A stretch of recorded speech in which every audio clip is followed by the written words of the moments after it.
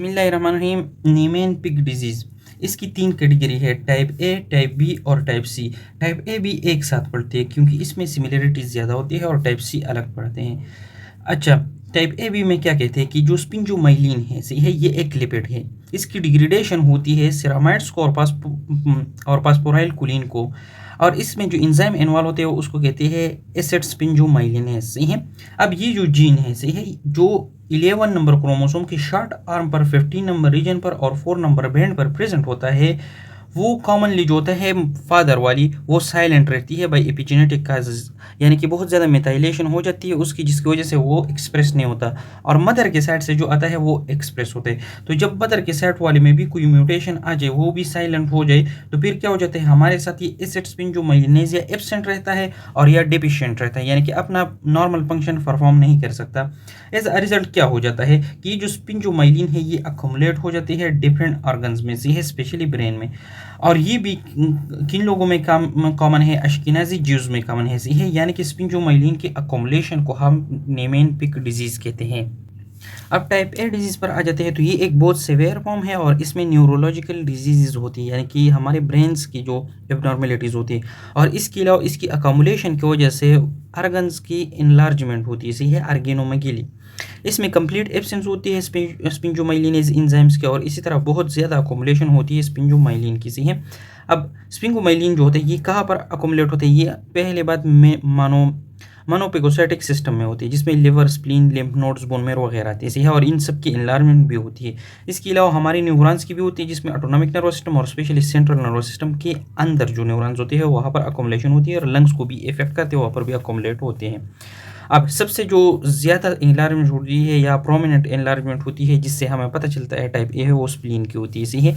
जब हम इसकी हिस्टोपैथोलॉजिकल एग्जामिनेशन करते हैं, तो जो ये साइटोप्लाज्म में क्या बनाती है, डिफरेंट वेक्यूलेशन करती है, स्विलिंग्स बना देती है, बॉडीज बना देती है सही है, और इसी वजह से उनकी न्यूरॉन्स या कुछ और टिश्यूज जिनकी सेल में ये अकोमुलेट हो जाते हैं, वो फोमी अफियरेंस देते हैं, जिस तरह कहाँ पर था पिछले वाले डिजीज़ में था सही है। यहाँ पर ये डायग्राम है, ये सारे के सारे इस तरह फोमी अपियरेंस देते हैं सही है, और इसी तरह जो था टेसेच डिजीज़ में भी था। अब जब हम इसका इलेक्ट्रॉन माइक्रोस्कोप की नीचे जो होते हैं ऑब्जर्वेशन कर देते हैं, तो इसमें लाइसोसोम के अंदर सेकेंडरी स्टोरेज होती है, और एक जो माइलिन फिगर होते हैं वो इस तरह कंसंट्रिक फिगर्स में अपने आप को अरेंज कर देते हैं। एज अ रिजल्ट वो इस तरह दिखाई देती है जिस तरह जेब्रा के ऊपर जो लाइंस की लुकिंग होती है। अब ज़ाहिर बात है ये न्यूरॉन में ज़्यादातर होती है, तो इसके अकोमुलेशन की वजह से न्यूरॉन की साइज़ भी ज़्यादा दिखाई देती है, और central nervous system including spinal cord, इन सब में की न्यूरॉन्स में ये अकोमुलेट होती है सही है। अब क्लिनिकल फीचर्स पर आते हैं, तो सबसे पहले इसमें हेपेटोस्प्लिनोमेगेली, लिवर और जो स्प्लीन है उनकी इनलार्जमेंट होती है, लिम्फ नोड्स की भी इनलार्जमेंट होती है। इसके अलावा हमारे जो ब्रेन्स होते हैं उनकी सल्काई वाइड एंड हो जाती है सही है, खुल जाती है, और इसकी जो गहराई होती है वो छोटे हो जाती है, शॉर्टन हो जाती है। एज अ रिजल्ट न्यूरोलॉजिकल डिस्टोरिएशन हो जाता है सही है, जिस तरह हम कहते हैं न्यूरॉन्स के अंदर स्टोर होकर वो क्या कर देते हैं, वो स्विल अप कर देते हैं। इसके अलावा हमारे रेटिना की पेरिफेरी में ये स्टोर हो जाते हैं, और सेंट्रल रीजन जो होते हैं वो नॉर्मल रहता है। As a result central region जहाँ पर मैक्यूलर एडेंस होते हैं वो पर हमें रेड स्पॉट दिखाई देती है, रेटिनल आर्टरी वाले सही है।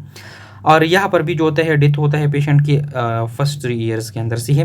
फिर टाइप 2 के बारे में कुछ खास नहीं कहा है, इसमें सिर्फ क्या होता है कि ये सेम टू सेम वही नीमेन पिक डिजीज़ है, लेकिन सिर्फ इसमें ब्रेन की इन्वॉल्वमेंट नहीं है सही है, बाकी वही ऑर्गेनोमेगेली है, और पेशेंट जो होते हैं उसकी साइन सिम्टम्स सेवियर से लेकर माइल्ड तक हो सकती है सही है, या इसका जो पेशेंट होते हैं वो ज़्यादा लाइफ गुजार सकता है नीमेन पिक टाइप ए डिजीज़ से, क्योंकि यहाँ पर हमारी ब्रेन की इन्वॉल्वमेंट नहीं होती। अब नीमेन पिक टाइप सी, इसमें सबसे पहले बात क्या करते हैं कि पहले ये जाना जाता था कि ये जो नीमेन पिक टाइप सी है ये भी ए बी की तरह है सही है, लेकिन बाद में हमें पता चला कि ए बी से बायोकेमिकल बेस पर और मॉलिक्यूलर दोनों बेसिस पर डिफरेंट था, और उन दोनों से ये क्या था, मोस्ट कॉमन टाइप था। अब ये किस वजह से होता है, ये म्यूटेशन की वजह से होता है दो रिलेटेड जीन्स की, एक को NPC1 जीन कहते हैं, दूसरे को NPC2 जीन कहते हैं। मोस्ट कॉमनली NPC1 जीन से 95% होते हैं और 5% NPC2 जीन से होते हैं, और ये दूसरी लिपिड डिजीज से डिफरेंट है। डिफरेंट क्यों है, क्योंकि इसमें जो होता है लिपिड के ट्रांसपोर्ट में प्रॉब्लम होता है, और जो दूसरी थी उसमें सिंथेसिस और डिस्ट्रक्शन ऑफ लिपिड्स में प्रॉब्लम था, और जिन सेल के अंदर इसका ट्रांसपोर्ट इफेक्ट हो जाता है तो उसके अंदर अकोमुलेशन होती है प्ली कोलेस्ट्रॉल की और गैंग्लियोसाइट्स की, GM1 और GM2 दोनों की। और ट्रांसपोर्ट की प्रॉब्लम जो थी वो कहाँ पर आती है, जब ये क्या है, ये लाइसोसोम है, इसके अंदर ये फ्री कोलेस्ट्रॉल है, जब ये फ्री कोलेस्ट्रॉल लाइसोसोम से बाहर साइटोप्लाज्म में आते हैं तो इसमें NPC1 N2 जीन्स इन्वॉल्व होते हैं, यानी कि इनके प्रोडक्ट्स इन्वॉल्व होते हैं। जब इन दोनों में म्यूटेशन आ जाती है तो फिर लाइसोसोम से साइटोप्लाज्म में कोलेस्ट्रॉल के आने में प्रॉब्लम्स आ जाती है। एज अ रिजल्ट ये जो कोलेस्ट्रॉल होते हैं इस सेल में अकोमोलेट होना स्टार्ट कर देते हैं और डिफरेंट क्लिनिकल फीचर्स जो होते हैं क्रिएट करते हैं। और ये क्लिनिकल फीचर्स क्या होती है, हेट्रोजीनस होती है, यानी कि डिफरेंट होती है, ये डिफरेंट सिस्टम से रिलेटेड होती है। पहली बात ये चाइल्डहुड में डिटेक्ट होती है, इसमें एक एटेक्सिया होती है, अनकोऑर्डिनेटेड मूवमेंट। दूसरा इसके वर्टिकल सुप्रा न्यूक्लियर घास पाल्सी होते हैं, ये किसी के थे जब हमारे आंख के ऊपर और नीचे यानी कि वर्टिकल एक्सिस में देखने के काबिल ना हो, एबिलिटी नहीं रखती, उसको वर्टिकल सुप्रा न्यूक्लियर गेज पाल्सी के थे और ये सेरेब्रल प्रॉब्लम ऐसी है। इसके अलावा डिस्टोनिया है, यानी कि इनके मसल में टोन्स जो होते हैं वो एबनॉर्मल होता है। और डिसार्थिया भी हुई, यानी कि हमारी लैंग्वेज की जो मसल्स होते हैं, मोटर मसल्स, वो डिस्टर्ब होते हैं। और इसके अलावा साइकोमोटर रिग्रेशन होती है, यानी कि एंग्जाइटी वगैरह।